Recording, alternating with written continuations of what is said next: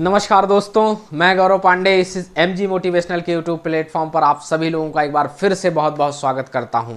साथियों, आपके लिए मेरा प्रयास है कि आपके जीवन में जो आसपास समस्याएं चल रही हैं उन पे हम वीडियो बना बना के आपको इतना अपने आप में इतना ताकतवर बना देंगे ना, इतना आप आत्मविश्वास से भर जाएंगे कि आपको कहीं किसी चीज़ की ज़रूरत नहीं होगी। तो आज हम जो टॉपिक लेके आए हैं, एक बीमारी पे लेके आए हैं जो आज हमारे समाज में बहुत तेज़ी से पांव पसार रही है और स्पेशली युवा वर्गों में तो बहुत ही ज़्यादा है। ठीक है, हर युवा वर्ग परेशान है और बिना समय गंवाए हम सीधे टॉपिक पे आते हैं। साथियों, आज का जो टॉपिक है ये है डिप्रेशन पर। डिप्रेशन क्या है? अवसाद है, एक मानसिक बीमारी है और ये जरूरी नहीं है। सबसे बड़ी बात जानते हैं, किसी भी चीज को जानने के लिए उसके लक्षण, उसके कारण जब तक नहीं जानेंगे तब तक उसका इलाज संभव नहीं है मेरे साथी। ठीक है, तो आज हमने इस पूरी बीमारी पे एक अच्छे से, देखिए मैं कोई डॉक्टर नहीं हूं कि मेरे पास कोई टैबलेट है मैं आपको दे दूंगा, और मैं आपको बता दूं मानसिक बीमारी का कोई स्पेशल दवाएं भी नहीं ऐसी मतलब आती नहीं है। ठीक है, कि जिसको आप खाए, अब जैसे कोरोना आया उसकी वैक्सीन आ जाए सही हो जाए मामला। ठीक है, किसी पोलियो आया उसका टीका आ गया सब सही हो, नहीं।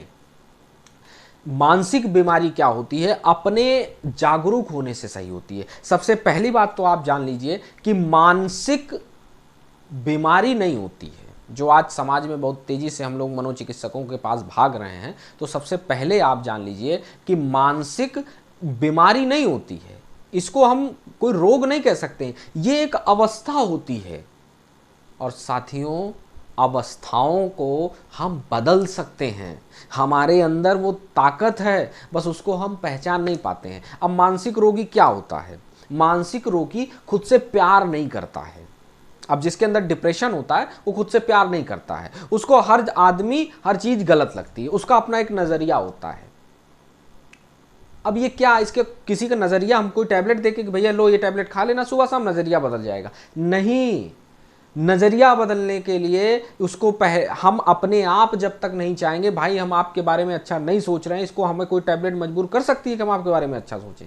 ये हम खुद जब तक आपकी अच्छाइयों के बारे में नहीं सोचेंगे, पहले तो हमें स्वीकारना होता है कि आप अच्छे हैं, फिर हम आपके बारे में अच्छा सोचेंगे और जब अपने आप वो अवस्था सुधर जाती है। तो सबसे पहले जान लीजिए कि मानसिक कोई बीमारी नहीं होती, ये अवस्था होती है। इसके लिए किसी विशेष टैबलेट या दवाई की ज़रूरत नहीं होती है। और आज हम इस वीडियो में आपको वही बताने वाले हैं। इस जो डिप्रेशन है ये किसी में भी हो जाती है और ज़रूरी नहीं है कि जिनके जीवन में बहुत परेशानियां हो, बहुत तकलीफ़ें हो, बहुत बुरा चल रहा हो, वही डिप्रेशन के शिकार होते हैं।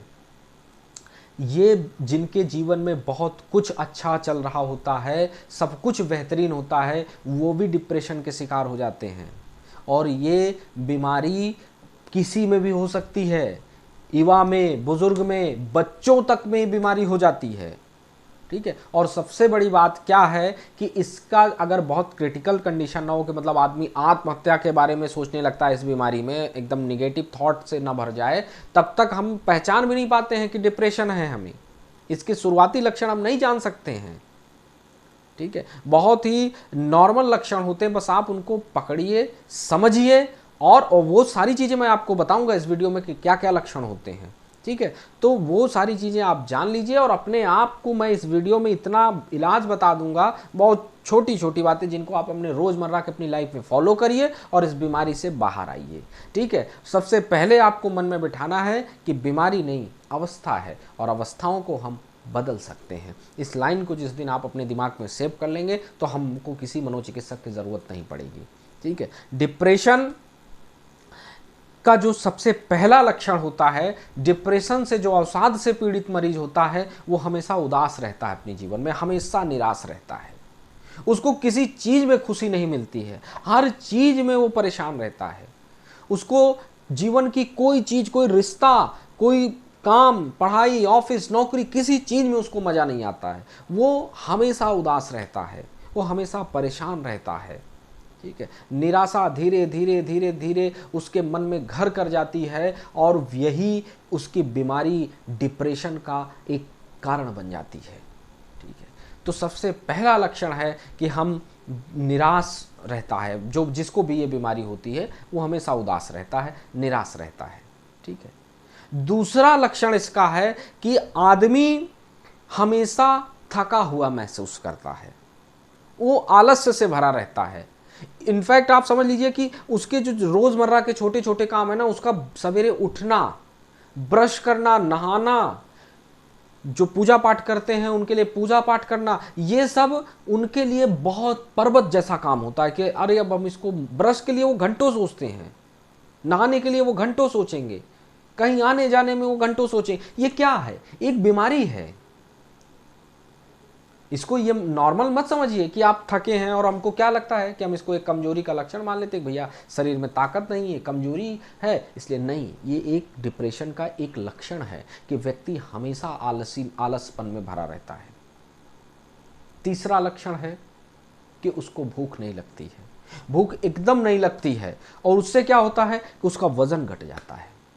और या फिर किसी किसी में दो होती है, या तो भूख नहीं लगेगी, उससे भी आपका शरीर का वजन घटा, दूसरा उसको, उस मरीज को बहुत ज़्यादा भूख लगेगी, वो इतना खाएगा, वजन बढ़ जाएगा। वजन घट गया तो समस्याएं, वजन बढ़ गई तो समस्याएं। तो तीसरा एक ये भी लक्षण है कि आदमी को भूख नहीं लगती है।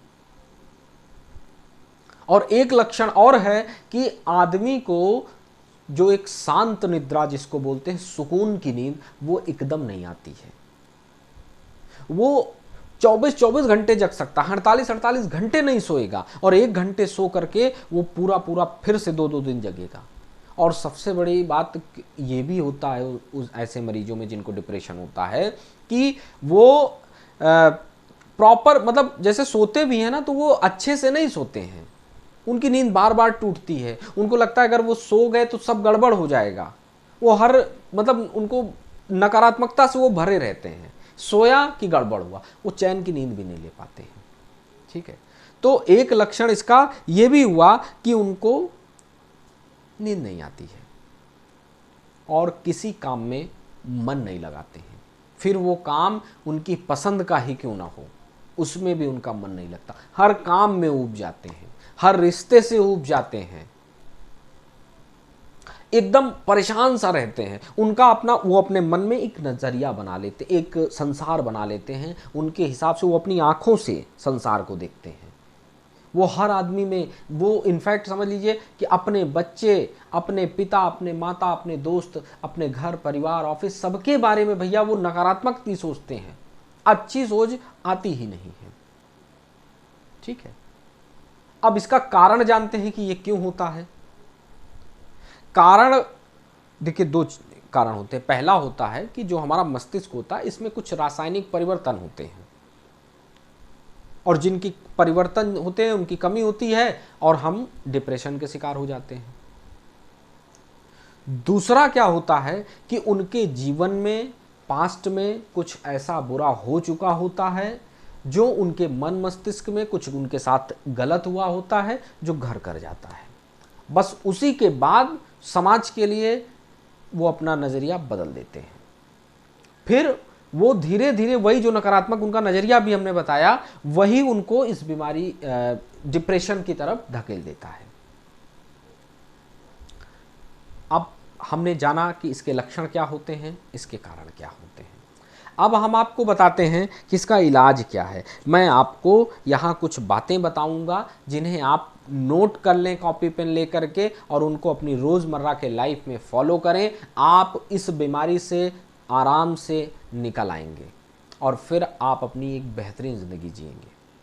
साथियों, सबसे पहले इसका जो इलाज है कि अपने जीवन में एक लक्ष्य सेट करें, और लक्ष्य एकदम बिल्कुल बड़ा नहीं कि आज आप वीडियो देखें और तुरंत कुछ बहुत बड़ा लक्ष्य बिल्कुल नहीं कर पाएंगे, क्योंकि अभी आप बीमार हैं। छोटे छोटे गोल बनाइए, उनको पूरा करिए। गोल बनाने पूरा करने से क्या होता है कि आपको बहुत मतलब कॉन्फिडेंस आता है आपके अंदर। अभी जैसे हमने सोचा कि आज सवेरे उठ के हमको 2 काम करने हैं, दोनों कर लिया, आत्मविश्वास से भर गए, अरे भाई हमारे दोनों गोल पूरे हो गए। ऐसे ही छोटे छोटे डेली गोल बनाइए और उनको पाइए, उनको पूरा कीजिए। धीरे धीरे आपको आत्मविश्वास आपके अंदर आने लगेगा कि आप भी अपने जीवन को अच्छे से चला सकते हैं। दूसरा, लोगों की सेवा करिए। देखिए सेवा से क्या होता है कि हमें खुशी मिलती है। अब वो सेवा किसी की हो, माँ बाप की करो, कोई बीमार हो उसकी करो, जानवरों की करो, जिससे आपको जिसमें मजा आए, लेकिन सेवा करिए। क्या होता है कि जब हम किसी की सेवा करते हैं, जब हमसे किसी को लाभ होता है, हमें कोई, तो हमें अपने आप में खुशी मिलती है। हमने किसी बीमार की दवा कराई, उसने हाथ हमारी पीठ पे रखा और कहा कि बेटा आप ना होते तो ना, तो हमें बहुत ही आत्मविश्वास मिल गया ना कि हाँ हम और करें। तो आप ऐसे काम करिए, लोगों की सेवा करिए, छोटे गोल सेट करिए, लोगों की सेवा करिए। सेवा से आपको बहुत संतुष्टि मिलती है। सेवा करने से लोग हमें प्यार करने लगते हैं, और फिर जब लोग हमें प्यार करने लगते हैं तो धीरे धीरे लोगों के प्रति जो हमारा नकारात्मक एक नज़रिया होता है वो बदल जाता है।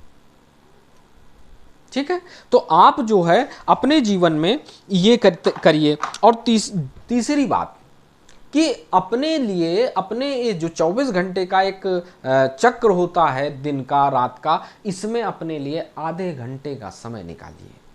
क्योंकि ये आधे घंटे आपको क्या करने हैं, आपको अपने लिए बिताने हैं। इसमें ना आपको कोई टेंशन लेना नहीं है। जो पसंद हो, जो अपनी हॉबी के लिए बिताइए। देखिए आप, हर किसी की कुछ ना कुछ हॉबी होती है। किसी का गाना हॉबी होती है कि मैं गाना गाऊं या गाना सुनूं, किसी का होता है कि मैं डांस करूं, किसी को होता है मैं किताबें पढूं, किसी को होता है मैं बाहर घूमने जाऊं, कोई मूवी देखता है, कोई कोई खेल क्रिकेट या और भी तमाम तरह के खेल होते हैं, कोई साइकिलिंग पसंद करता है, कोई बाइकिंग पसंद करता है, कोई कार चलाना पसंद करता है अपने खाली समय में। ये सब करिए। कोई पूजा पाठ करना पसंद करता है, ईश्वर के साथ जुड़ता, वो करिए। पर वो 30 मिनट सिर्फ अपने लिए डेली फिक्स कर लीजिए कि हमको इतने बजे से इतने आधे घंटे अपने लिए समय निकालना है। इसके बाद क्या करना है कि हमें क्या होता है कि भैया जो पास्ट में, अपने वर्तमान में जिए। ठीक है, प्रेजेंट में जीना सबसे बेहतर होता है। अब ये जो संत महापुरुष होते हैं ये क्यों नहीं परेशान होते, क्योंकि ये अपने प्रेजेंट में रहते हैं। ठीक है, अब आपके साथ जो पास्ट में बुरी बातें हुई हैं, जो गलत हुआ है, जिसकी वजह से आप बीमारी के शिकार हुए, उसको आप, अगर आपके बस में होता तो उस समय ना बदल दिए होते। आपके बस में नहीं था, आप नहीं बदल पाए। अब भविष्य में क्या होगा वो भी आप नहीं कर सकते हैं, क्योंकि हमको नहीं पता कि हमारे भविष्य में क्या होगा। तो हम अपने वर्तमान को सजा लेना। और कहा भी गया है कि जो वर्तमान सजा लेता है उसका भविष्य अपने आप संवर जाता है। तो सिर्फ वर्तमान में जिए, कल की चिंता मत करें, आज का गोल पूरा करें, आज लोगों की सेवा करें, आज अपने लिए समय निकालें और आज ही में जिए। आपको अच्छा लगेगा, आप अपनी इस बीमारी से आसानी से बाहर आ जाएंगे। और फिर क्या करना है, रोज आपको एक्सरसाइज करनी है, मेडिटेशन करना है, योगा, व्यायाम, प्राणायाम, जो भी पसंद हो रोज करिए। थोड़ा थोड़ा करिए, बहुत ज़्यादा मत करिए, लेकिन थोड़ा थोड़ा सुबह शाम करिए। कुछ काम सुबह कर लीजिए, कुछ शाम को कर लीजिए।